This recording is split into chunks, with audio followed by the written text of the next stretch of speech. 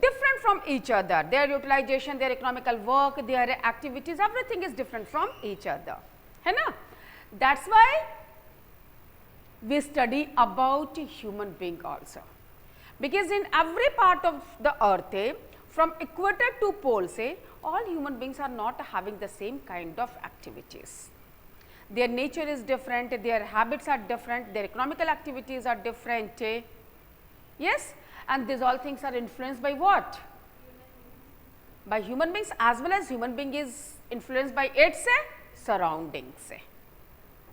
Get it? This is the reason we study about human being. मैंने पिछले class में one more thing I have given you, that who is known as the father of geography? Aristophanes. And who is known as the father of modern geography?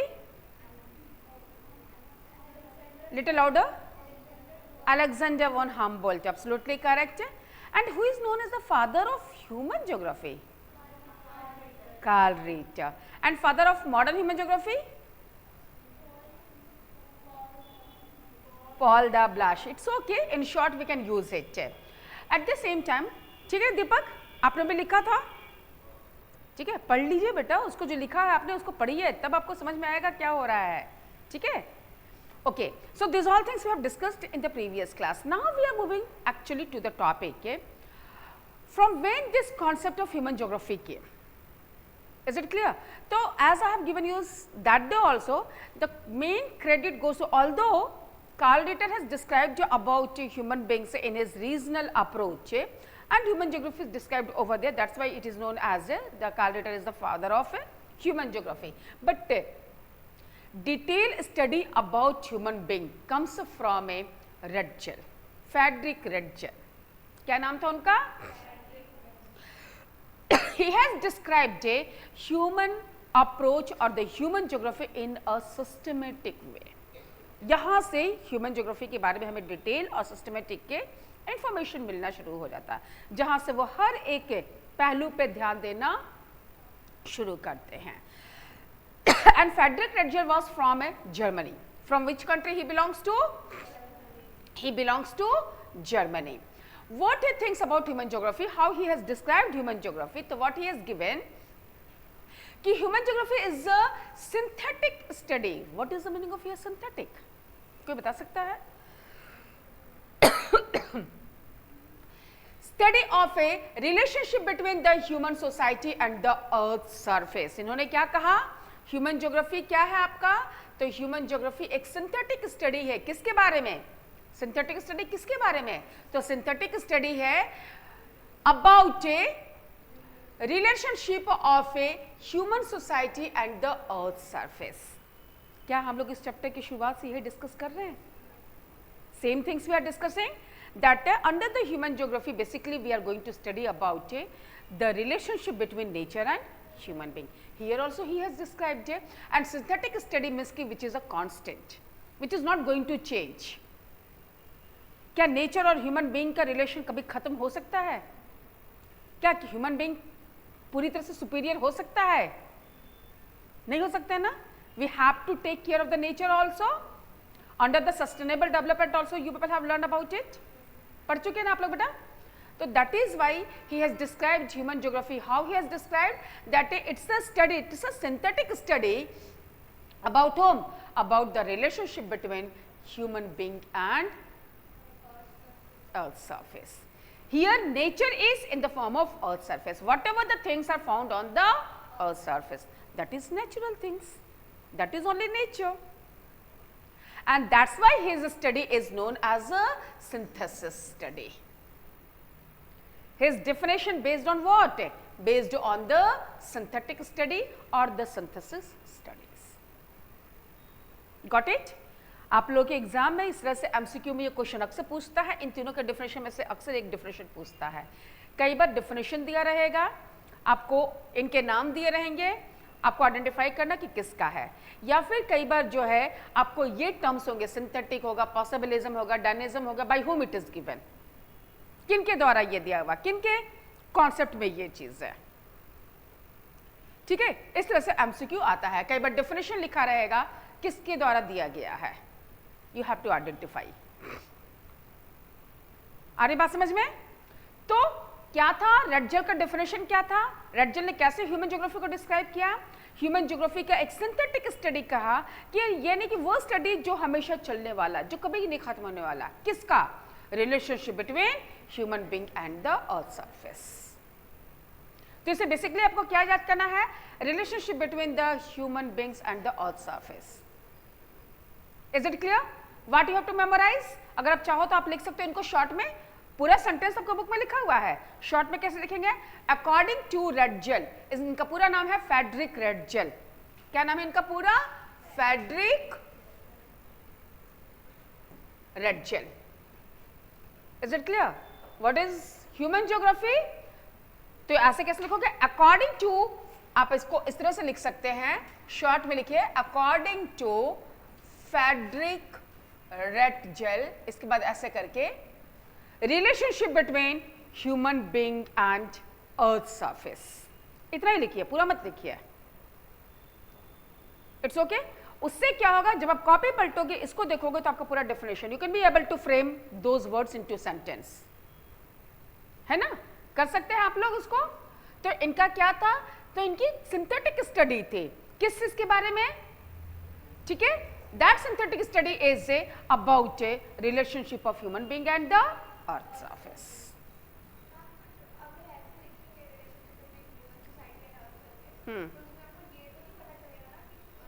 Synthetic study है कि क्या है आपका, वो पता चलेगा। वो कैसे पता चलेगा? जब आगे के डेफिनेशन देखोगे तब आप आइडेंटिफाई कर पाओगे। ठीक है, इज इट क्लियर नाउ? यहां तक आगे बात समझ में? Now coming to the next, in my previous class I have given you that Frederick Redjel, although he was an German geographer, but his students were from the different part of the world. ठीक है, तो इन्हीं की एक student थे जिनका पूरा नाम था Ellen Churchill Semple. She means Churchill की स्टूडेंट थी ये कौन थी? ये रेडजल के बाद आई, उनके स्टूडेंट हैं। यानी कि आप मेरे स्टूडेंट हो तो आप मेरे बाद आओगे, आप जो भी डिस्क्राइब करोगे मेरे बाद डिस्क्राइब करोगे। ठीक है, तो इन्होंने ह्यूमन बीइंग को, ये ह्यूमन बीइंग का कॉन्सेप्ट, ह्यूमन ज्योग्राफी का कॉन्सेप्ट ये अपने गुरु से ही ली, बट उसको इन्होंने अपनी भाषा में दिया। Is it clear? दीपक समझ रहे हैं बात को ना? Very much clear. इन्होंने कैसे उसको डिस्क्राइब किया? How Ellen Semple has described human geography? She has described, she is a girl, she has described human geography and she is from America. From which country? America. हर geographers का country भी recognize करते जाएंगे आप लोग। Germany, Ratzel from Germany. ठीक है, he is from Germany. Alan Sample from America. And Blas from France.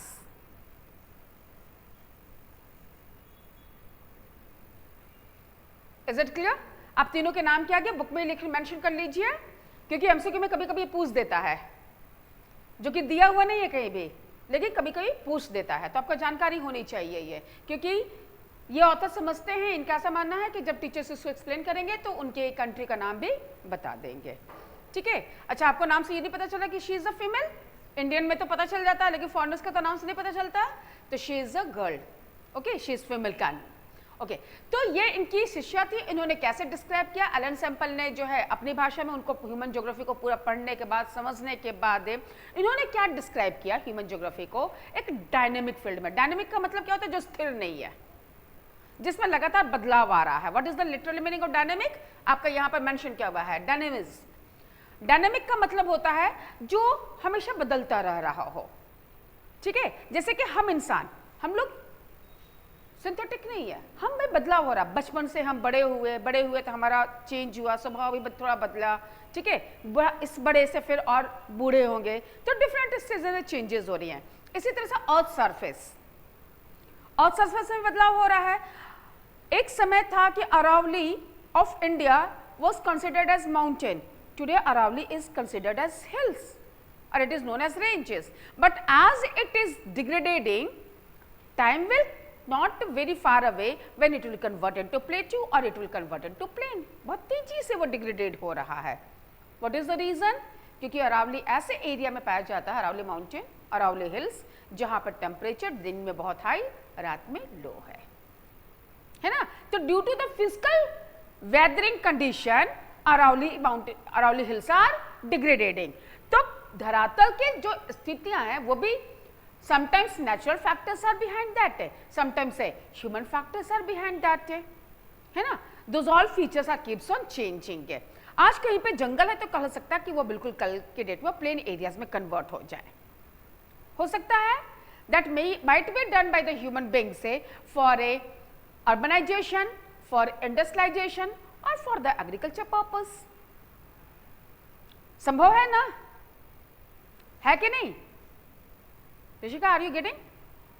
तो इसलिए क्या है, न ही इस पृथ्वी के ऊपर ह्यूमन बीइंग स्थिर है। क्या हम लोग आज जो काम कर रहे हैं कल नहीं करेंगे, या उसके साथ साथ कुछ और नया ऐड भी करेंगे, ऐड ऑन भी होगा, है ना। आज आप लोग पढ़ रहे हो, कल आप लोग जो है दूसरा काम करोगे, उसके बाद ओल्ड एज में आपका वर्क चेंज होगा, ठीक है। तो human being is not a stable person, they are not constant, they keeps on changing. वो उनके एक्टिविटीज में बदलाव हो रहा है, उसमें भी चेंजेस है, as well as surface of the earth is also not fix, उनके अंदर भी बदलाव हो रहा है, वहां पे भी परिवर्तन देखने को मिल रहा है। ये सब नो है ना। इसलिए क्या है, अनस्टेबल अर्थ विद अनरेस्टिंग मैन।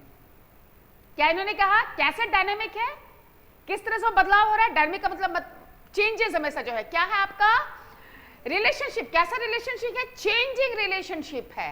किस टाइप का रिलेशनशिप है, चेंजिंग रिलेशनशिप। किसके बीच में, between the unresting man and unstable अर्थ।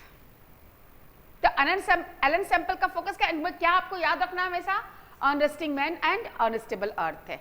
और अगर अनस्टेबल और अनरेस्टिंग है तो ऑटोमेटिकली अंडरस्टूड है कि वो कीप्स ऑन चेंजिंग, वो बदलाव लगातार हो रहा है। और जब बदलाव हो रहा है तो वो डायनेमिक हो गया आपका।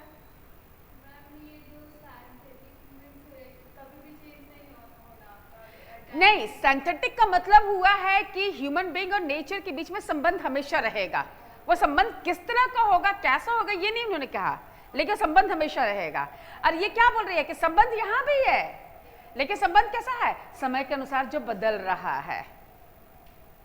आगे बात समझ में ना, दोनों मंत्र आया समझ में, कैसे इसको रिकॉग्नाइज करेंगे आगे समझ में ना, ठीक है। जहां पर हम सिर्फ स्टडी कर रहे हैं किसका, ह्यूमन बीइंग और नेचर के रिलेशन के बारे में, that is synthetic, that is a synthetic study, ठीक है। लेकिन जहां पर आप अनरेस्टिंग मैन और अनस्टेबल अर्थ आपने यूज कर दिया कि अर्थ भी स्टेबल नहीं है, आज यहां पर भूकंप आ जाएगा, सब कुछ चेंज हो जाएगा। आज यहाँ पे अर्थक्वेक आ जाएगा, सॉरी वोल्केनो इरप्ट हो जाएगा, सब कुछ चेंज हो जाएगा, अचानक से यहाँ पर पहाड़ बन जाएगा। Yes, so this is unstable earth. ये क्या है, अर्थ भी स्टेबल नहीं है, अर्थ के फीचर्स भी स्टेबल नहीं है, वो भी they all are keeps on changing, उनके अंदर भी बदलाव आ रहा है, ठीक है। आज के 2000 साल पहले जो था फीचर, आज वो फीचर्स नहीं है। यस और नो? तो ये जो बदलाव आ रहे हैं on the earth surface, as well as the human being is changing according to its nature, natural phenomena के अकॉर्डिंग हम ह्यूमन बीइंग एडजस्ट हो जाते हैं, या फिर हम ह्यूमन बीइंग अपने सराउंडिंग को अपने अकॉर्डिंग ढाल देते हैं। मैंने भी कहा ना कि हो सकता है कोई एरिया फॉरेस्ट उसको कट करके हम अर्बनाइजेशन कर दे, इंडस्ट्रियलाइजेशन कर ले, या एग्रीकल्चर एरिया में, एग्रियन एरिया में उसको कन्वर्ट कर दे। ह्यूमन बीइंग हैज चेंज्ड, हमने बदल दिया अर्थ सरफेस को। बात आ रहा है समझ में? तो this is the meaning of this. तो this is the changing relation, तो यहां भी है रिलेशन, तो between the man and the earth यहां भी है, लेकिन किस तरह का रिलेशन, चेंजिंग रिलेशन। कैसा रिलेशन है ये? सिंथेटिक रिलेशन नहीं है, ये कैसा है? Changing relation, according to the space, according to the time. ये रिलेशन कैसे चेंज हो रहा है?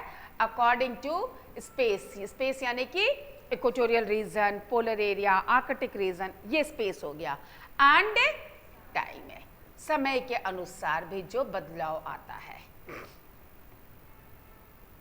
आगे समझ में डायनेमिक? It's okay? ये दोनों तो आगे समझ में बहुत अच्छे से। इन्होंने अपने गुरु की बात को भी रख लिया, फ्रेडरिक रेडजल की बातों को भी रख लिया कि there is a relationship between the man and nature, man and earth है। But what type of relation? Changing relation. उसमें ऐड उन्होंने क्या कर दिया? Changing relation. It's okay. Now coming to the third, अब इन्होंने कुछ नया ही ऐड ऑन कर दिया, ठीक है। इनको क्यों कहा जाता है father of modern human geography?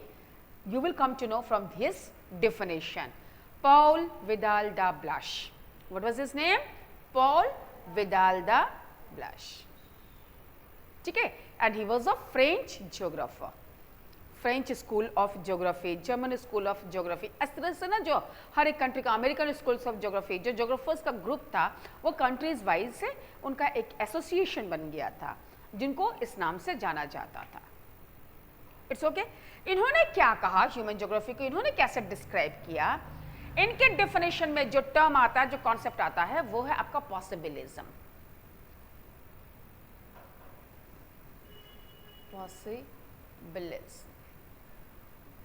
Possibilism का हिंदी मतलब क्या? पॉसिबल से क्या मतलब क्या होता है?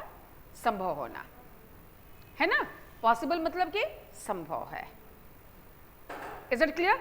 इनके डेफिनेशन को ध्यान से देखिएगा।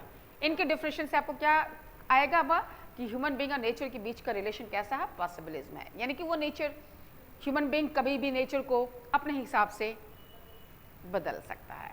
ये इनका मेन थीम है, ठीक है। तो क्या इन्होंने कहा? कॉन्सेप्शन रिजल्टिंग, ध्यान से सुनिएगा मुझे, ठीक है, फिर मैं एक्सप्लेन करूंगी। Conception resulting from a more synthetic knowledge of a the physical laws of the, space नहीं है यहां पर तो इसको अलग अलग ही पढ़िएगा, ऑफ द फिजिकल लॉज। किसका सिंथेटिक नॉलेज ले रहा है? फिजिकल लॉज, यानी कि जो प्रकृति में अपने आप नियमतः बदलाव हो रहा है, ठीक है। अपने आप जंगल में आग लगना हो रहा है ना, कहीं पर बाढ़ आना, कहीं पर लैंडस्लाइड होना, इज इट क्लियर? क्लाउड्स का बर्स्ट होना, this all are the things है। बट इसके पीछे भी नेचर की लॉज है। Birds are flying, why? Because of the laws of the nature, ठीक है। ट्रीज की या किसी वेजिटेशन की बहुत सारी जेनेटिक्स आ रही हैं, ठीक है। उनको तो किसी ने नहीं बनाया, पौधों को किसी ने बनाया, जानवरों को किसी ने बनाया, they all are naturally created, ठीक है। तो उनके अंदर जो चेंजेस हैं वो क्या मेंशन रहा है? Conception resulting from a more synthetic knowledge, यानी कि जो एक नॉलेज ऑलरेडी स्थिर है, जो वातावरण में, जो नेचर में मौजूद है, उसके बारे में, ऑफ द फिजिकल लॉज, जो नेचुरल लॉज हैं, जो फिजिकल लॉज हैं, गवर्निंग अवर अर्थ, जो अर्थ को गवर्न कर रही हैं। ऑल आर द, हम लोग क्या बोलते हैं, this all are the creation of God. But who is God? A kind of any power और the physical laws, we can say that in other language, है ना। Who is governing the earth है, and of the relation between living organism which inhabited। किसका relation इसके साथ? वो physical laws जो इस अर्थ को गवर्न कर रही हैं, उनका रिलेशन किसके साथ है? ह्यूमन बींग्स, लिविंग बींग्स से, जो लाइफ है, लिविंग बींग्स मींस की जो लाइफ है, विच हैबिटेट, जो इस पे रह रही हैं, जो इनका घर है। बात समझ रहे हैं? यानी कि ये सारी जो लॉज है, इस लॉज के होते हुए भी ह्यूमन बीइंग ने इन अर्थ को अपना घर बनाया। आई बात समझ में? Is it clear? क्या मेंशन किया हुआ इसमें कि अर्थ की अपनी लॉज है, अर्थ का अपना सब रूल है, but in spite of that human beings become possible to control those laws, and that's why human being is surviving on the surface of the earth, because human being has converted or changed all the different features of the earth by understanding the laws of that nature and converted according to their need। Surface पे, earth surface पे iron ores available हैं, हमने उन iron ores को अपने according convert कर दिया। Surface पे ट्रीज अवेलेबल है, we have utilise the logs of the trees and used them according to our own needs. So human being has utilized all those natural things by changing them with their own laws. ठीक है, is that relationship between physical earth and the human. यही relation है कि कैसे nature के loss को ही समझ के उसको अपने अनुरूप पे ढाल लेना. Got it? और इस डेफिनेशन को और अच्छे से हम लोग समझेंगे आगे जब इसको हम लोग करेंगे तब. By understanding the laws of naturalisation of human, humanisation of nature, जब हम लोग करेंगे तो we can be able to understand this laws much better. तो इनकी जो परिभाषा थी किस चीज पे आधारित थी? पॉसिबिलिज्म. संभव है, पॉसिबल है क्या? नेचर को अपने हिसाब से बदलना. और यही रिलेशन जो है क्या है? Human geography. क्योंकि हमने ह्यूमन बीइंग को पढ़ा, हमने ह्यूमन बीइंग को समझा और ह्यूमन बीइंग ने अपने सराउंडिंग को समझा, तब वो अपने अनुरूप अपने सराउंडिंग को ढाल पाए, उसमें बदलाव ला पाए. Got it? Very much clear to all of you? क्यों दीपक, कोई डाउट यहां तक बेटा? Understood na? So these are the three different definitions, but doesn't mean only these three definitions are there. Apart from it, so many other person has defined human geography in their own way, but these three are the most important which are recognized by the people. Okay, because they all are giving some different concept based on the different things. Although अगर इसको ध्यान से देखो, it is also based on the same one, but इसमें इन्होंने add on कर दिया. क्या add on कर दिया? Physical laws, है ना, एंड ह्यूमन इनहैबिटेड लिविंग, चाहे अच्छा लिविंग बींग्स उन्होंने यूज किया, चाहे वह एनिमल्स का लाइफ हो या ह्यूमन की लाइफ हो, living beings all the different types of है. क्या एक क्रिसमस की ट्री को आप इक्वेटर पे लगा सकते हो? नहीं कर सकते हैं. ठीक है, क्यों नहीं कर सकते हैं? क्योंकि वहां का सराउंडिंग नहीं है. लेकिन आज के डेट में वैसा एटमॉस्फेयर प्रोवाइड करके उस ट्री को भी ग्रो किया जा रहा है, किया जा रहा है ना. That is possibilism. This is your possibilism कि relationship between the nature and human being. Very much clear to all of you? This all differentiations. Should I move forward?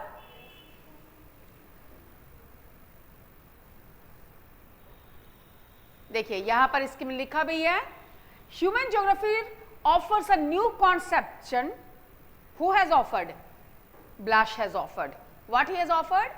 Human geography offers a new conception of the interrelationship between the earth and the human being. Blash has offered. और इन्हीं के definition को कहते हैं possibility, जो कि यहाँ पर नहीं लिखा हुआ है, आप लोग उसको लिख लीजिएगा. That's why I have mention over there. ठीक है, बुक में लिख लीजिए पॉसिबिलिज्म. इनका कॉन्सेप्ट किस पे बेस्ड था? इनके जो डेफिनेशन किससे से बेस्ड है? पॉसिबिलिज्म पर. रेड जेल का सिंथेटिक है, सिंथेसिस है आपका, सैंपल का डायनेमिक है. ठीक है, लेकिन आपका ब्लाश का क्या है? पॉसिबिलिज्म है. Their definition is based on this concept. That's clear Rishika? I hope now you will be understand कि उन वर्ड्स को लिखने से आप कैसे आइडेंटिफाई कर पाएंगे कि ये सिंथेटिक है कि डायनेमिक है. अब आ गई बात समझ में? Okay, now coming to that nature of a human and nature of human geography. Underline this sentence all of you. क्या है आपका सेंटेंस में मेंशन किया हुआ है कि human geography, you can put it in the inverted comma, human geography study the inter relationship between physical environment and socio cultural environment. Now try to understand the meaning of है. Physical environment तो you have understood है.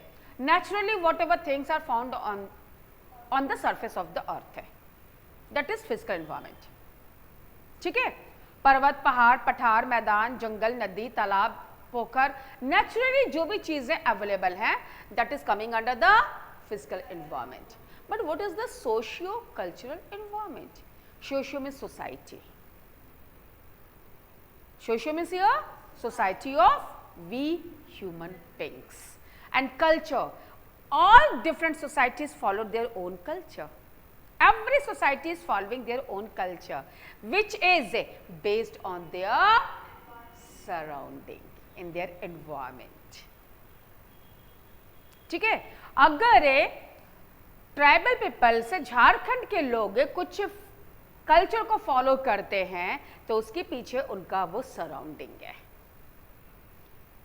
Understood है. अगर कर्नाटक के people कुछ typical type के activities को follow करते हैं तो behind that their surrounding is responsible. It's okay. हमारी एक्टिविटीज, हमारा एग्रीकल्चर पैटर्न, हमारा खान पान, हमारा रहन सहन है, ये सब कैसे प्रभावित होता है. मैं पहले के एग्जाम्पल में देते, राजस्थान के लोगों का रहन सहन, खाने का स्टाइल, घर बनाने का style, this all things are influenced by their surrounding. That's why it is mentioned socio culture environment. किसके बीच का रिलेशन है?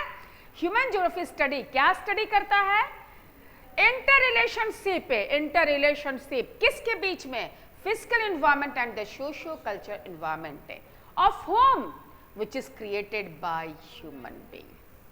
और कैसे क्रिएटेड बाय ह्यूमन बीइंग? कैसे? Through mutual interaction with each other. Mutual understanding, आपस का समझौता. कुछ नेचर के हिसाब से हम बदले और कुछ हमने अपने हिसाब से नेचर को बदल दिया. अब पहाड़ों में ट्रैवल करना है, कितना पहाड़ चढ़ेंगे उतरेंगे, पहाड़ को काटो रास्ता बनाओ, बदल दिया हमने ना. आ रही बात समझ में ना? माउंटेन मैन किसको कहते हैं? बिहार के माउंटेन मैन जीतन राम मांझी, दशरथ मांझी. किसको कहते हैं माउंटेन मैन? दशरथ मांझी. क्यों कहते हैं? उन्होंने पूरा पहाड़ काट के रास्ता बना दिया. उनकी पता मूवी भी बन गई है. Is it clear? पूरा पहाड़ ही काट के उन्होंने रास्ता बना दिया. तो that's why it is mentioned with the mutual interaction with each other. वही ईच अदर में कौन है? Nature and man. Who is in each other? आ रही बात समझ में? तो यहां तक आप इसको क्या करेंगे?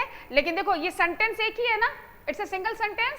You can frame this sentence into 3 different sentence. यहां से आपके 3 अलग अलग सेंटेंसेस आती हैं.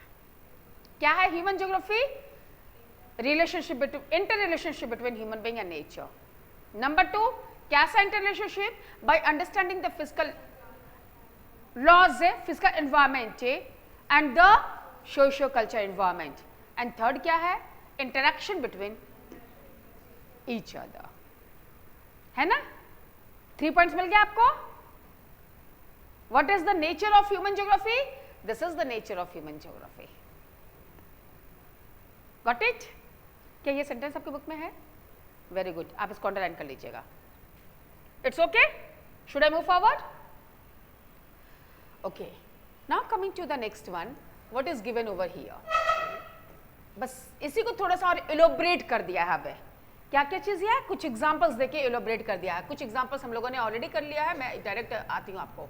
देखो what is mention over here. आप लोग इसको ध्यान से देखिएगा, सिर्फ आपको जानकारी के लिए कर रही हूं. क्या आपका नेचुरल एलिमेंट्स में, these elements are land form, soil, climate, water, natural vegetation and the diverse flora and fauna. Diverse means बहुत तरह का, बहुत सारे स्पीशीज, बहुत सारे जीन्स, है ना. ये क्या है? आपके फिजिकल एलिमेंट्स है, फिजिकल एनवायरमेंट है. What are the physical environment? तो उसके अंदर ये एलिमेंट्स आते हैं. लैंडफॉर्म्स है, लैंडफॉर्म्स में माउंटेन, प्लेट्यूज हो गए, सॉइल हो गया, क्लाइमेट हो गया, वाटर हो गया. Water is also coming naturally. Yes और no? Then after here natural vegetation हो गए and diverse flora and fauna. इसमें सब कुछ इंक्लूड हो गया. Flora means all the different species of plants, vegetations, and fauna means all the different species of living organisms including animal and human being. It's okay? इसके अंदर सब कुछ समाहित हो गया.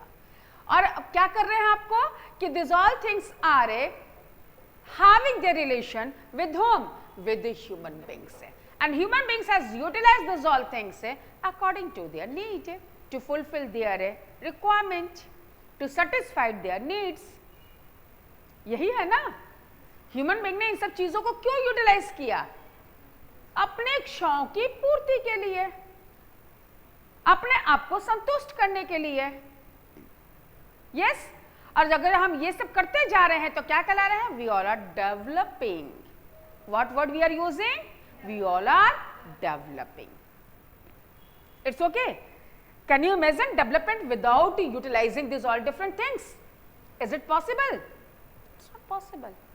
For development, we need resources. That resource may be in any form. That resource may be water, that resource may be soil. एक के farmer के लिए उसका रिसोर्स वाटर और सॉइल ही है ना. एक इंडस्ट्रियलिस्ट के लिए उसका रिसोर्स है डिफरेंट काइंड्स ऑफ मिनरल्स है which are available inside the soil, inside the mountains और अदर डिफरेंट प्लेसेस. एक कारपेंटर के लिए उसका रिसोर्स जंगल की लकड़ियां ही है. Getting all of you? तो like this all resources are there. और इसको we human being has converted how we have utilised and why we have utilised it to these all different elements are used which are the physical environment are utilized by human beings for making houses, village, city, road network, industries, farm, ports, etc etc. These all different resources are utilized in what is that? Material culture. इसको एक material के form में हम इसको utilize कर रहे हैं. We cannot imagine our life without these all different things.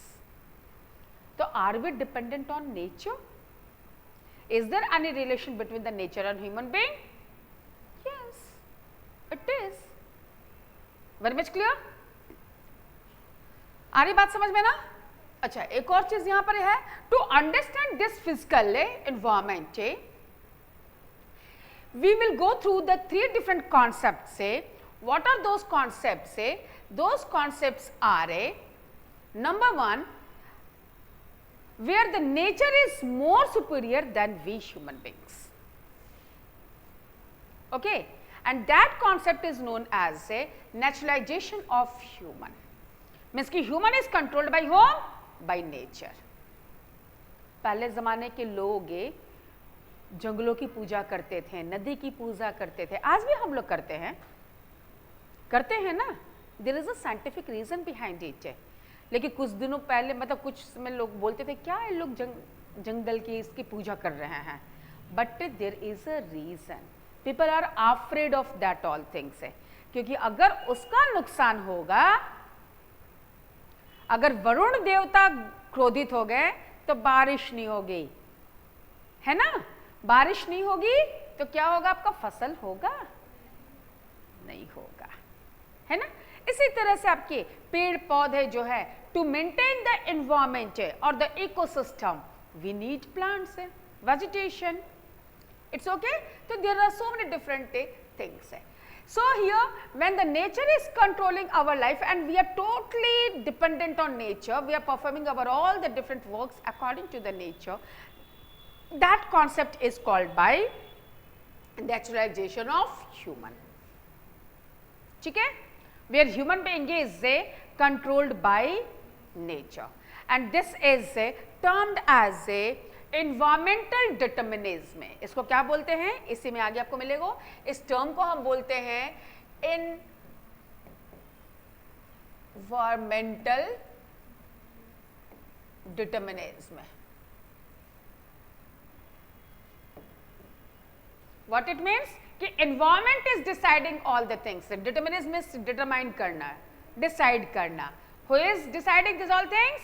Environment is deciding how human being will perform their life. Okay, what kind of activity will be done by them? That is totally decided by whom? By nature, by environment.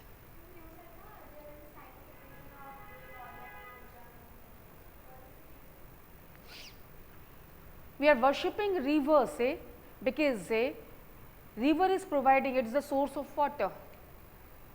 Can we imagine our life without water? It is not utilized only for our domestic purpose, but it is also used for agriculture. It is also required to run the industry. All our activities are dependent on that fresh water. Is it clear?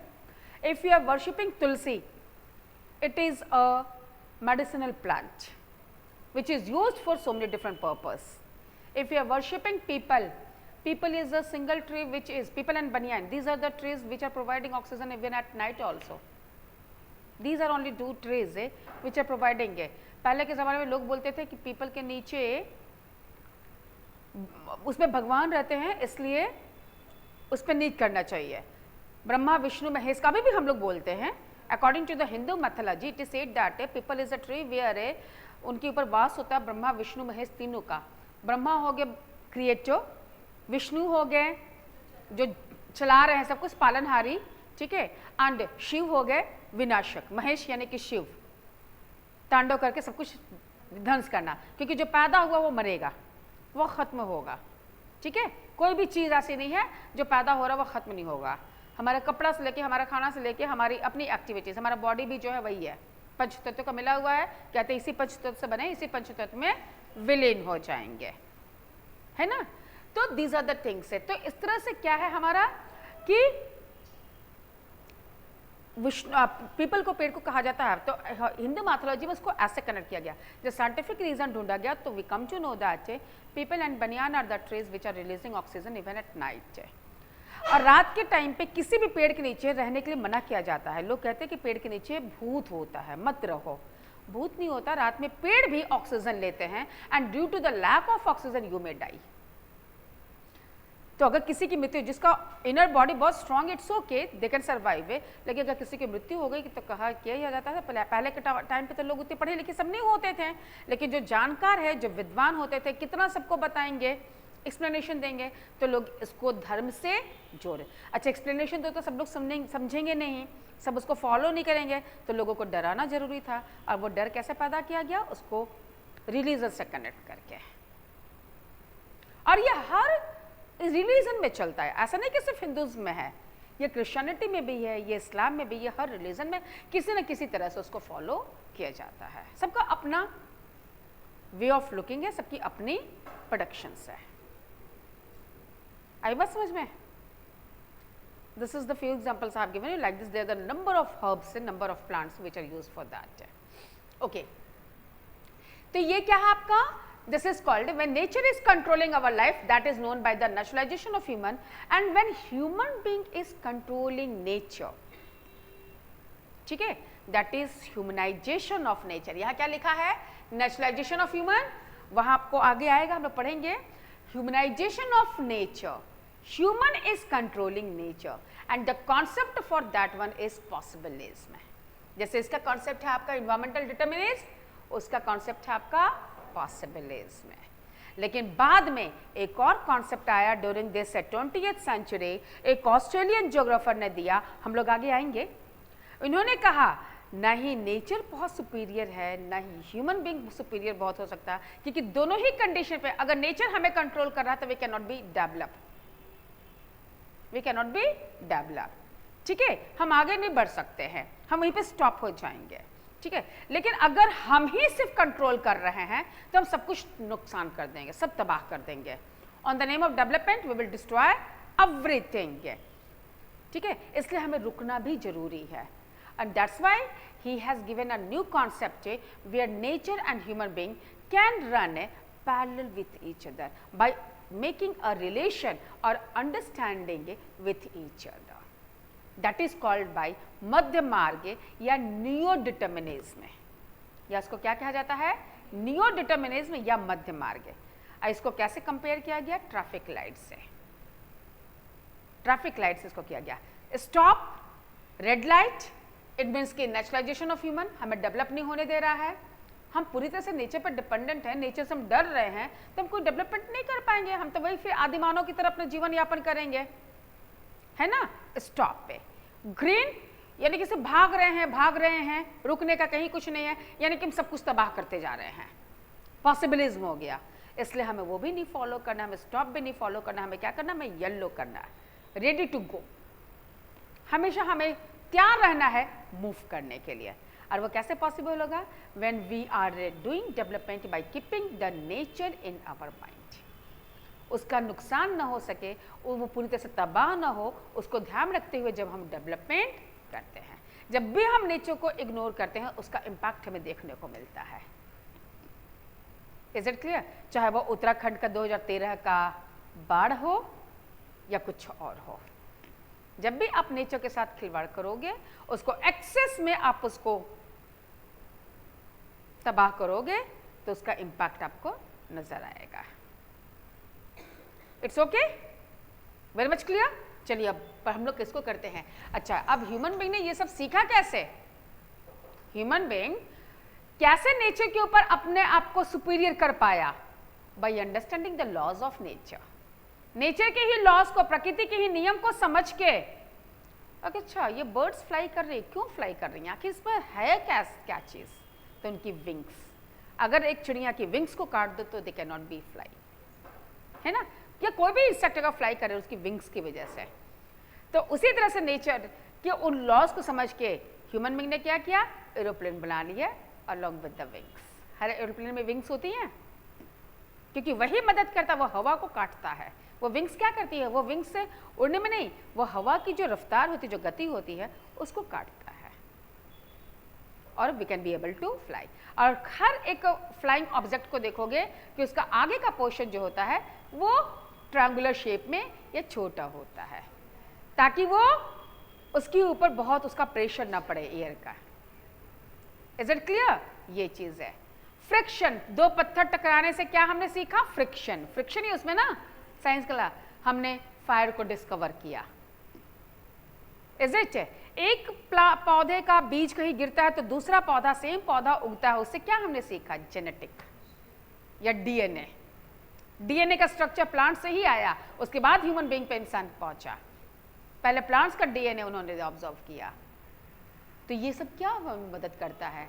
To understand the loss. और उसी के basis पे आज हमने colon बना लिया ना। Colon समझते हैं आप लोग? हूबहू आपका सिमिलर, लेकिन उसके अंदर आपने लाइफ तो नहीं, साइंस ने लाइफ तो नहीं डाल पाया, तो साइंस फेल कहाँ हो गई? जिसको हम सोल कहते हैं, आत्मा कहते हैं, science fail at that place. Is it clear? Okay, now coming to the topic. तो हम लोग we are talking about that. अब देखो, look at here, human being interact with the physical environment with the help of technology. किसकी help से वो physical environment के साथ इंटरैक्ट हो रहा है? टेक्नोलॉजी के हेल्प से, ठीक है। और ये टेक्नोलॉजी कैसे डेवलप हुई? How this technology is developed? It has also developed with the understanding laws. कैसे है? This technology indicates that the level of the cultural development of society. Technology ही इंडिकेट करता है कि कोई सोसाइटी कितनी ज्यादा डेवलप हुई है, उसका लेवल कहाँ है, डेवलप्ड है कि डेवलपिंग है कि अंडर डेवलप्ड है। Yes, that is decided by the technology. और ये कैसे पॉसिबल हो पाया? By understanding, better understanding of the natural laws. When the human being has understood in a better way about the natural laws. और वो natural laws कौन कौन सी हैं? तो 3 examples are given here. Number 1, आप लोग इसे को ऐसे अंडरलाइन करेंगे, concept of a friction and the heat help us to discover fire. Number 2 क्या है आपका? The secret of DNA and genetics enable us to conquer many diseases. Is it clear? And number 3 is the laws of aerodynamic to develop faster planes. These are the 3 different laws of nature which human being has learned from nature only. इस तरह से बहुत सारी laws है. That the lot of all the development is based on those laws only. But here few examples are given. 3 examples are given. It's okay? Clear? Should I move forward? I hope all of you have underlined these all sentences. ये आपकी book में भी होगा, ठीक है, इसको underline कर लीजिएगा आप पे, क्योंकि ये इंपॉर्टेंट कॉन्सेप्ट है, यहाँ से क्वेश्चन भी होगा। आपके बुक में भी ये क्वेश्चन है इससे रिलेटेड।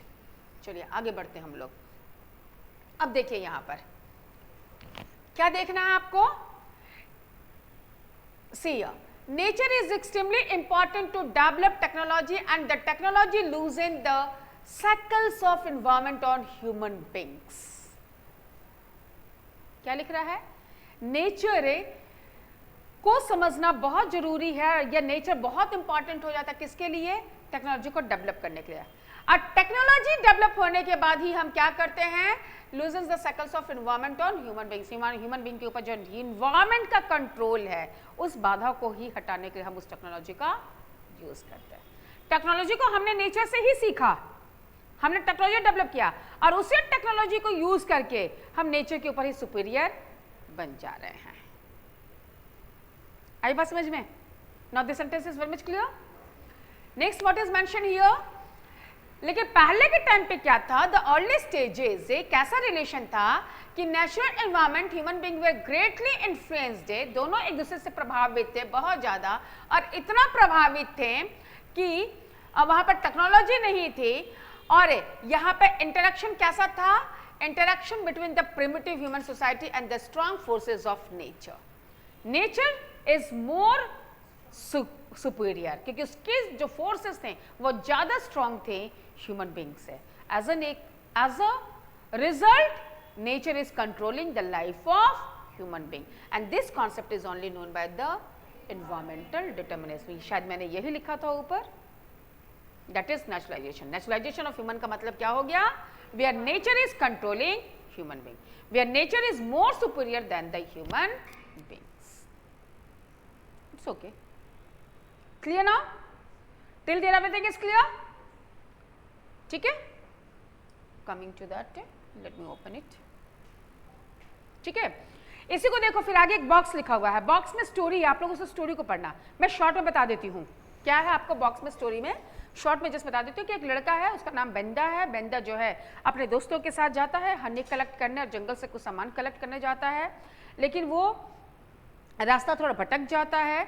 ठीक है, और वो नदी के सहारे, क्योंकि वो कलेक्शन करते करते वो बहुत दूर तक निकल जाता है। उसके बाद फिर वो अपने फॉरेस्ट के स्पिरिट को याद करता है, जिसको लुई करके समथिंग नेम दिया हुआ है। ठीक है, उसको याद करता है कि जंगल के स्पिरिट तुम ही हमें, मतलब तुम्हारे ऊपर ही हम, जंगल की जो आत्मा है, जो स्पिरिट है, उसी से हमारा जीवन यापन हो रहा है। वो उसको याद करता है और याद करके फिर वो फाइनली किसी तरह से अपने घर पहुंचता है। यानी कि अल्टीमेटली उसने किसको सुपीरियर माना? नेचर को, जंगल की उस आत्मा को जो उसको मदद कर रही है। और क्यों वो जंगल की आत्मा को पूजा कर रहा है, नेचर को पूजा कर रहा है? क्योंकि उससे उसकी खाने पीने की चीज़ें मिल रही हैं, उसी की बदौलत वो जो है वो थैंक्स भी कर रहा है उनको, क्योंकि उसी की बदौलत वो हनी या जो भी उसकी ज़रूरतें हैं वो पूरी हो रही हैं। कुछ कुछ चीज़ों का नाम उसमें दिया हुआ कि वो क्या क्या चीज़ जंगल से इकट्ठा करता है। ठीक है, तो ये सब चीज़, इसलिए वो उस स्पिरिट को थैंक्स भी देता है क्योंकि उसी की वजह से उसका जीवन यापन हो रहा है, और इसलिए वो उनका वर्शिप भी कर रहा है। तो this kind of life is called naturalisation of human, where nature is controlling human life. Is it clear? हम लोग आगे फटाफट बढ़ते हैं। मैं वो स्टोरी आपको नहीं पढ़ाऊंगी, आप लोग पढ़ लीजिएगा उसको। जहां नहीं समझ में आएगा मुझे पूछिएगा। इट्स ओके, अभी मैं आगे डायरेक्टली बढ़ रही हूँ। क्या हो गया, फिर से बंद हो गया क्या? नहीं, मैं डायरेक्टली आगे बढ़ रही हूँ। That is about humanisation of nature. ठीक है, और ह्यूमनाइजेशन का भी एक स्टोरी दिया हुआ बॉक्स में कि ह्यूमनाइजेशन में क्या हुआ, कैसे हुआ। आप दोनों स्टोरी पढ़ेंगे। इसके बाद मैं सिर्फ आगे जा रही हूँ। लेट्स बंद करना है। Yes, coming to the class 12th book के ज्योग्राफी। ये प्रॉब्लम होती है, ख़त्म होता है तो सारा पूरा चला जाता है।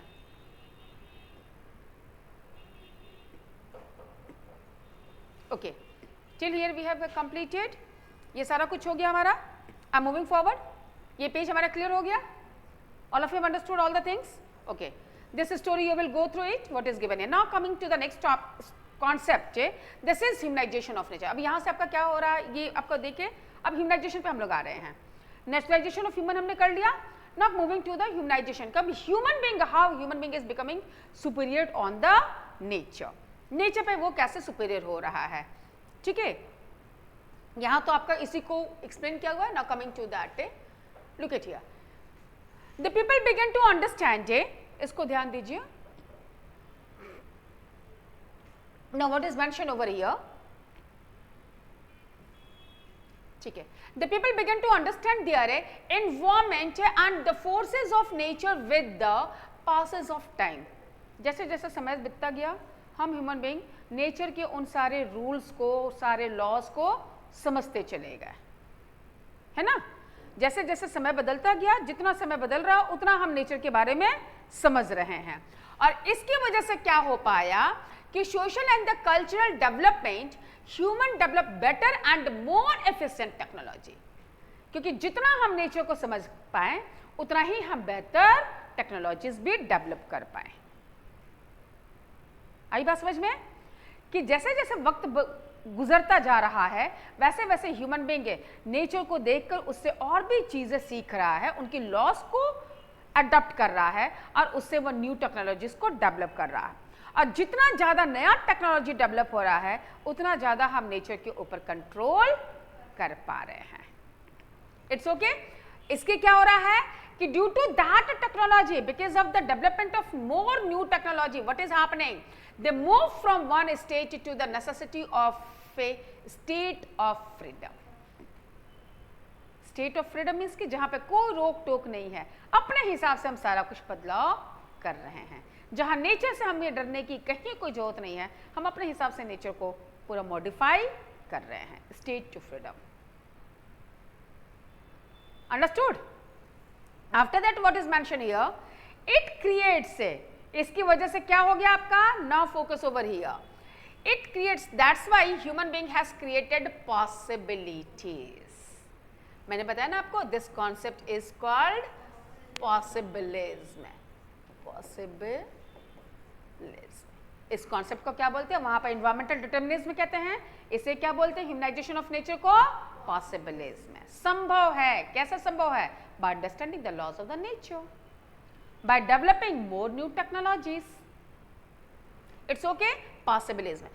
Human activities created a cultural landscape. Have we created cultural landscape? Landscape का मतलब क्या होता है, प्राकृतिक सुंदरता है ना। तो कल्चरल लैंडस्केप, हमने अपने हिसाब से लैंडस्केप को चेंज किया, अपने कल्चर के अकॉर्डिंग लैंडस्केप को बदल दिया। ठीक है, आपकी ट्रीज वाले फॉरेस्ट से आज कॉन्क्रीट जंगल्स मिल रहे हैं। एक था आपका पहले जो जंगल होता था जहाँ पर पेड़ पौधे जानवर होते थे, आज के डेट में पूरा वर्ल्ड कन्वर्ट हो रहा है किसकी तरफ, कॉन्क्रीट जंगल की तरफ। कॉन्क्रीट जंगल किसे कहते हैं, ये जो हमारे चारों तरफ है buildings, this is called concrete jungle. Got it now? तो दिस आर द चेंजेस है। The imprint of human being, imprint यानी कि पैर के छाप है ना, चिन्ह है जिसको कहते हैं। The imprints of human being है, एक्टिविटीज आर क्रिएटेड, मतलब पैर के छाप नहीं, इम्प्रिंट का मतलब होता है जो अपनी पहचान छोड़ गए, यहाँ पे जो आपकी पद चिन्ह है जो है। Imprints of the human activities are created everywhere, हर फील्ड में इनकी पहचान है, ये अपनी पहचान हर जगह पे छोड़ के गए हैं। कहाँ कहाँ, health resorts on highlands, huge urban sprawls, fields, orchards, pastures in plains and the rolling hills, ठीक है, ports on the coast, oceanic routes on the ocean surface and satellites in the space. हर जगह पे इनकी अपनी पहचान है, इनकी technology का। Today we are settling down our satellites in the space, that is the imprint. Today we have developed lots of sea routes to reach in every part of the world, है ना। तो that's it. Even in the hilly areas जहाँ पे पहले लोग agriculture नहीं करते थे, आज हम उसको भी टेरेस फार्मिंग करके, कंटूर फार्मिंग करके आज we are doing it. Hilly areas में जहाँ पे पहले टेम्परेचर, या फिर पोलर एरियाज में जहाँ पर टेम्परेचर लो होता, जहाँ पर वेजिटेशन पॉसिबल नहीं था, today by following the impact of green house we can be able to grow crops. आज ग्रीनलैंड में भी सब्जियां पैदा की जाती हैं by developing green house impact. बात समझ रहे हो ना, आर ये क्लियर हो रही है? तो दिस इज पॉसिबिलिटीज, आज संभव है। एक एग्जांपल दे रही हूं मैं आपको, जो यहाँ पर देखो, यहाँ पर मेंशन भी किया हुआ पॉसिबिलिटीज में कॉन्सेप्ट है। एक एग्जांपल और दे रही हूँ। Right now I am not recalling the year, Seoul Beijing में आपका यहाँ ओलंपिक होना था, ठीक है। ओलंपिक के ओपनिंग डे के समय ही चाइना में जो क्लाउड्स, उस एरिया में बीजिंग में जो है क्लाउड्स आ गए। अब क्लाउड्स हो गए तो बारिश कभी भी हो सकती है। ओलंपिक एक ग्रैंड सेलिब्रेशन होता है, वर्ल्ड की हर एक कंट्रीज आती हैं, नंबर ऑफ पार्टिसिपेंट्स होती हैं। अगर बारिश हो जाएगी तो वो ओपनिंग सेरेमनी तो पूरा तबाह हो जाएगा। चाइना ने अपनी टेक्नोलॉजी को यूज़ करके क्या किया, उन क्लाउड्स को वहाँ से हटा दिया। How it's become possible? Due to the development of technology, is it? But उसका इम्पैक्ट नज़र आया था चाइना में। वो क्लाउड्स वहाँ से तो हट गई, बट वो क्लाउड्स दूसरे एरियाज़ में इतनी हैवी रेनफॉल की कि उसका फ्लड आया। होंगहो एक रिवर है, चाइना की बहुत इंपॉर्टेंट रिवर है, उस पूरे रिवर में फ्लड आ गया था। ठीक है, तो ठीक है, उसका इम्पैक्ट हुआ, बट उस जगह पे तो उन्होंने उस पर विजय पा लिया ना, और उनका वो ओपनिंग सेरेमनी आराम से हुआ, बारिश नहीं हुई और वो इजीली सब हो गया। ठीक है, तो this is possible, it's okay. Rest all the things we have already discussed. Today we have developed, जो पहले आपका मिलिट्री फोर्सेस को हमारे हिली एरियाज में जाना मुश्किल होता था, specially in the Ladakh area, आज हमने वहाँ पे एक टनल बना लिया, अटल टनल। अब माइनस डिग्रीज में टेम्परेचर हो तभी उस टनल के द्वारा हमारे फोर्सेस आराम से वो इस एरिया से उस एरिया में ट्रेवल कर जाती हैं, है ना। पहले विंटर्स के टाइम पे कहीं भी अगर कोई फॉरनर अटैक करे तो उससे लड़ना मुश्किल होता था, आज वो मुश्किलें धीरे धीरे खत्म हो रही हैं। क्यों? Because we by using the technology we have developed such kind of facilities है। तो दिस इज पॉसिबल इसमें कहीं कहीं पर कुछ हद तक ही ठीक है, but when it is becoming excess, जब आप नेचर को पूरी तरह से अपने हिसाब से कंट्रोल करने लगोगे, देन इट इज डेंजरस और उसका एडवर्स इम्पैक्ट भी नजर आता है। It's okay, very much clear.